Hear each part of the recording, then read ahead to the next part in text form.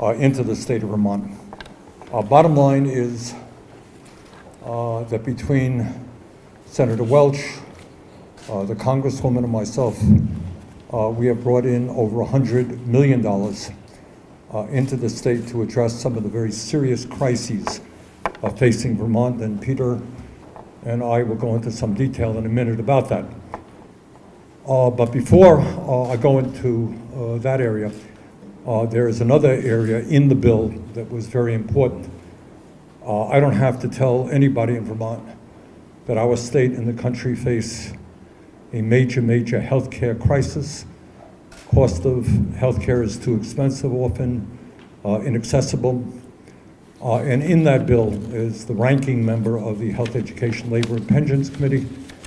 We were able to bring about very significant increases in funding for community health centers throughout Vermont. As you know, we have some 90 sites, I think about a dozen community health centers. About a third of the people in the state utilize community health centers for primary care, dental care, mental health counseling, and low-cost prescription drugs. So I think that's at a time when many of our community health centers are struggling, significant step forward. We're able to get more money for what's called the National Health Service Corps, which provides debt forgiveness for doctors and nurses who practice in underserved areas, et cetera. So we made some progress in that. Peter and I have understood for a while that when we talk about the healthcare crisis in Vermont or any place, you have to talk about dental care. In Vermont, we don't have enough dentists. The cost of dental care is very, very expensive. And that's an issue we have been focusing on. And I'm proud to tell you that Detroit Mercy University is now, as we speak, near completion of what will be the largest dental clinic in the state of Vermont.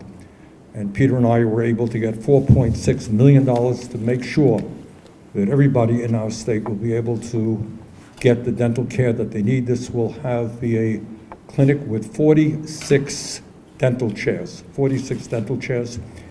It'll be staffed by third and fourth year students at the university under the supervision of Vermont dentists. It'll be open to anybody in Vermont, Medicaid, regardless of income. So I think it will be a very, very significant step forward in addressing the dental crisis.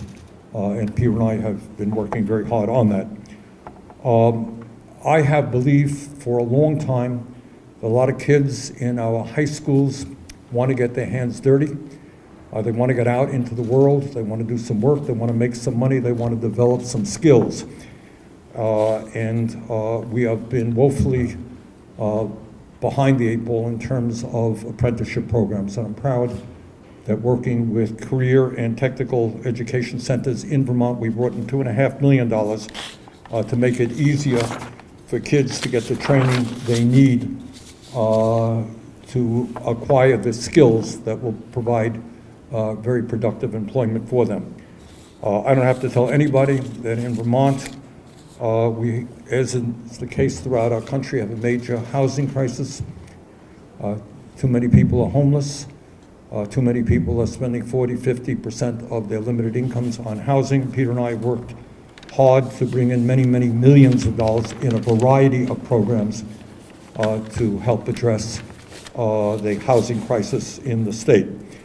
Water infrastructure, wastewater, big issue. We managed to bring in a rather significant sum of money for communities around the state, variety of communities, to help them with their water projects and their wastewater plants. There's an area that I've been working on that I believe very strongly about, and that is it is a very positive thing when workers themselves can own the places in which they work. And I managed to bring in almost $500,000 to help the Vermont Employee Ownership Center reach out to businesses who are about to sell. Maybe owners are retiring so that their workers can in fact own and operate their own companies. So those are just a few of some of the areas that I focused on. And now let me introduce Senator Welch, who has done a great job in so many areas in terms of securing money for Vermont. Peter? Okay. Thank you. Thank you very much, Bernie. Let me just say one thing that's very important to reassure Vermonters. In order for us to do the best possible job to bring your taxpayer dollars back to Vermont, Bernie as the senior senator, me as the junior senator, and Congresswoman Ballant as our sole member of Congress, do our very best to work together. Bernie and I serve on different committees, and by joining forces, we can be the most powerful advocates where the goal we have is to maximize the benefit to Vermont. Bernie and I are both on the Finance Committee. Of course, Bernie is the leader for us on the Help Committee, which is an incredibly important jurisdiction for the well-being of Vermont. I serve on the Agriculture Committee.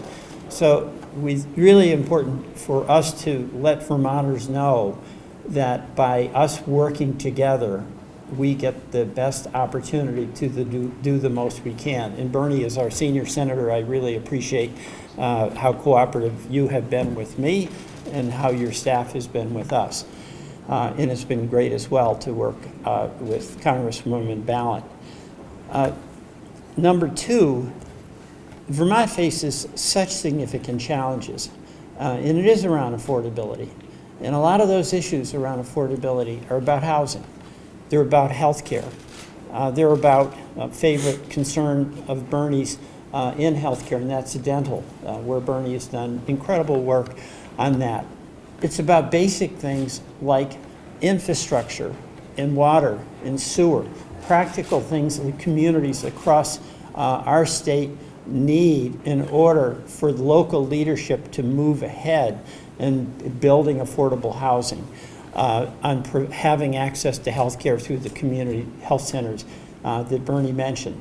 Also, to help young people who, as Bernie said, I think that's a great term, they want to get their hands dirty. I just came from the Vermont Youth Conservation Corps, where one of the directed spending grants that our office was able to get is $850,000 for them to extend that.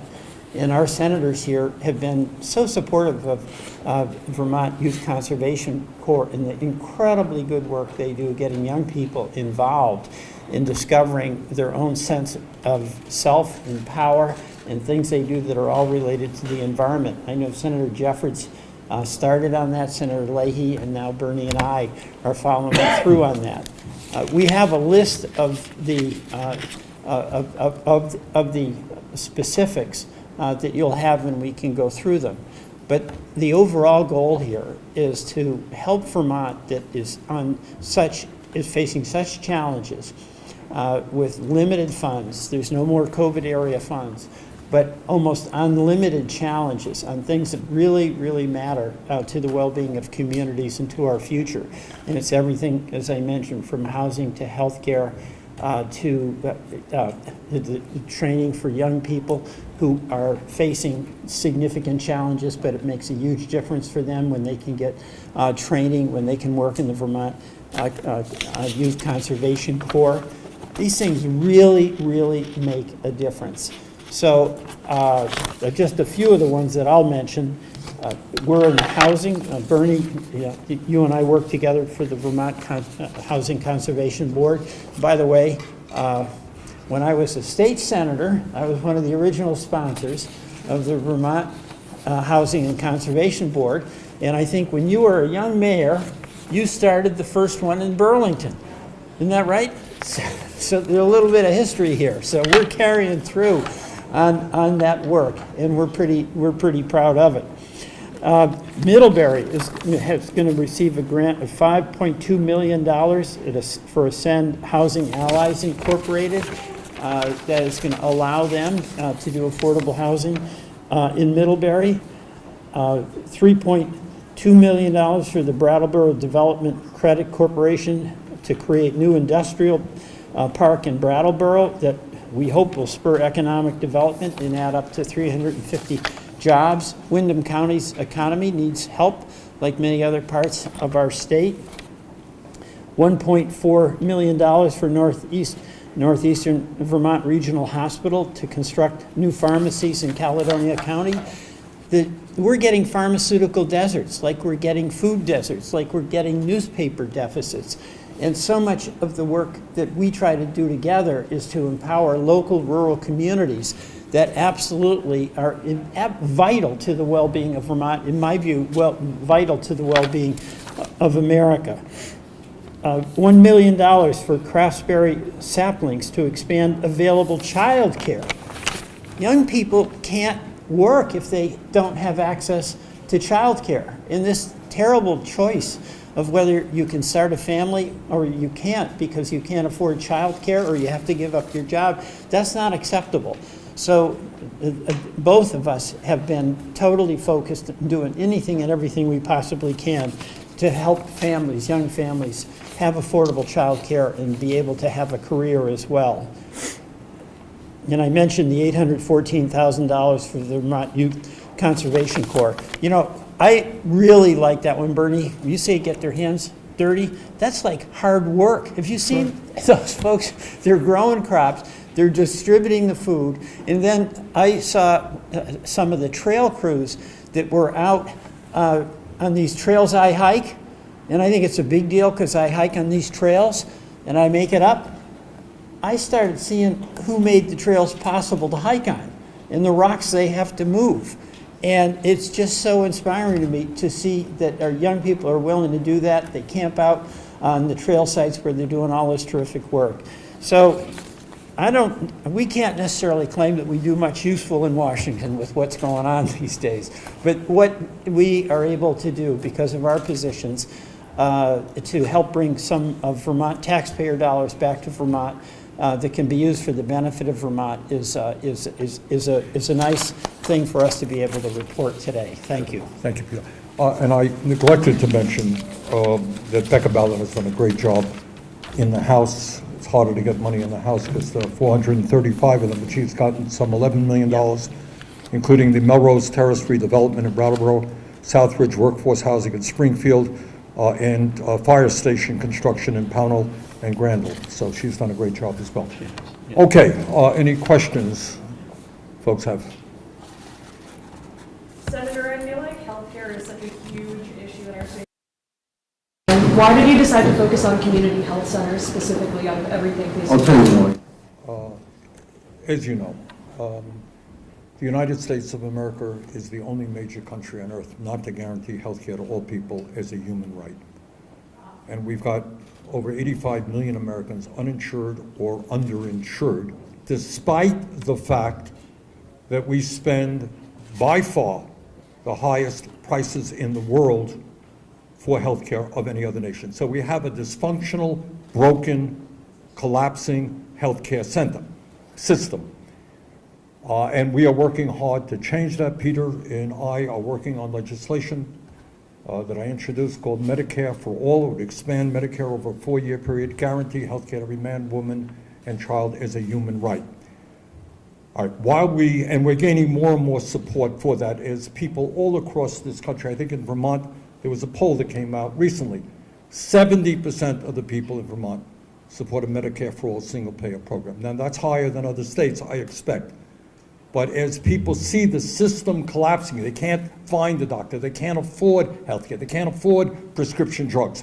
They know that the function of this system is to make drug companies and insurance companies incredibly rich and not address their health care needs. So, having said that, at the very least, what I want to see happen, while we can't at this moment, because of what's going on in Washington, who's running the government there, while we can't progress to a Medicare for All system, at the very least I want to do is expand primary health care.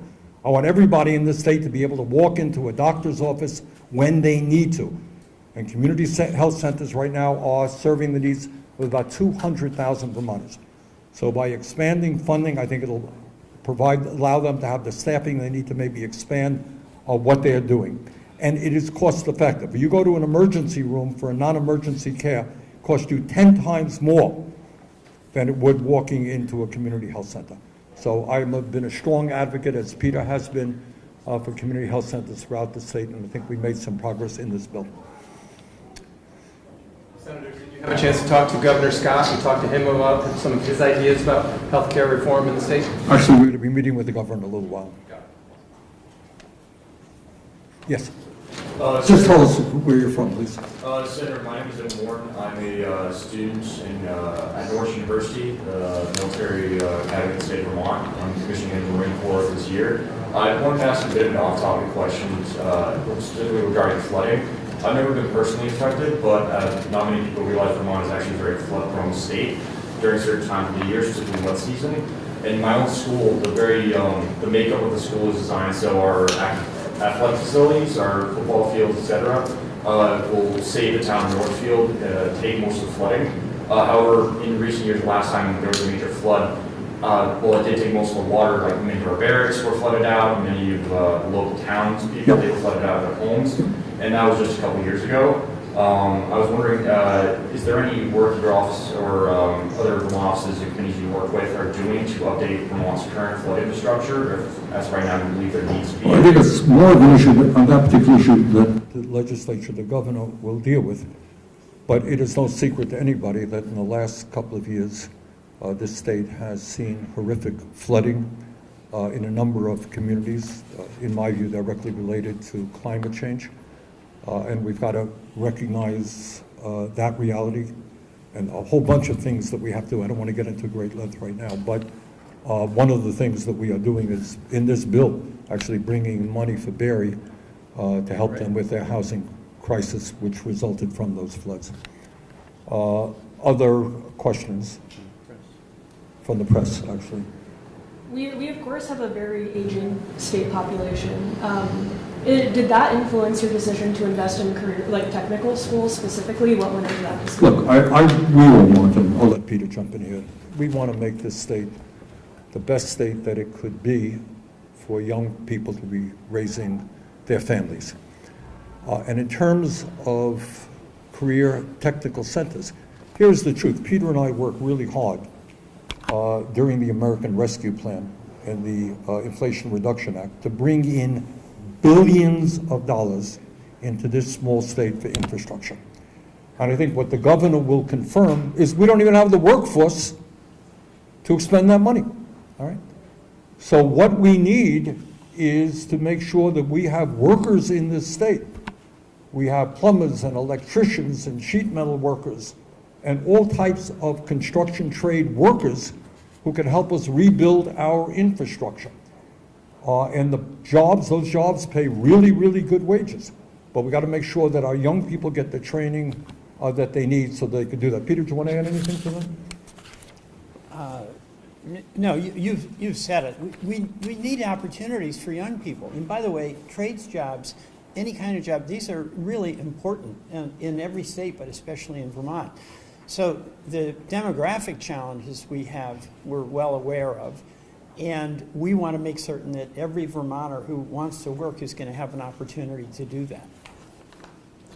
Okay, maybe a last question if there is one from the media. Senator, I have a question about the National Guard. You were both, I think, fairly critical of the National Guard's deployment to the Caribbean to participate in the... Well, not the National Guard. I was critical of the president's decision to undermine the Constitution and make a unilateral attack on Venezuela.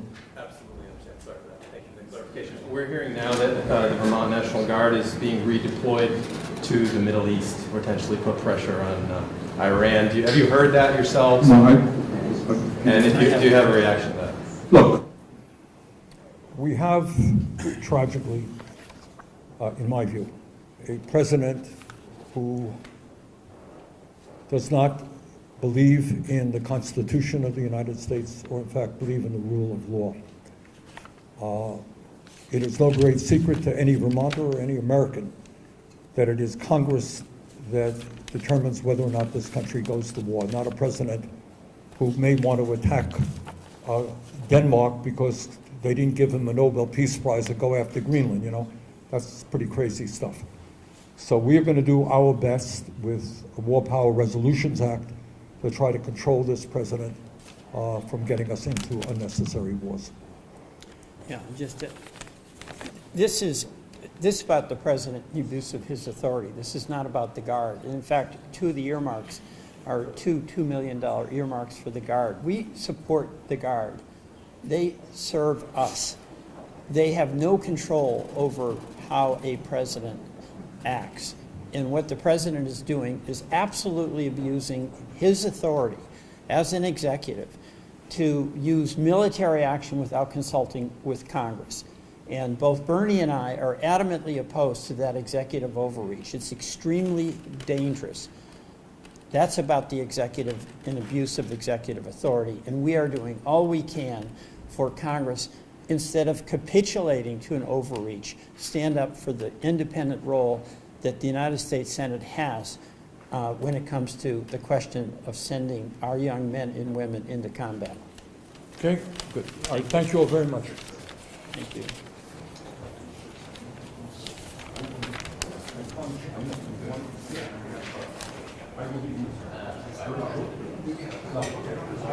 Hi, Senator. How are you? How are you? Good. How are you? Pretty good. Busy week. Yeah. But I'm sure for you guys too. Yeah. Can I ask you about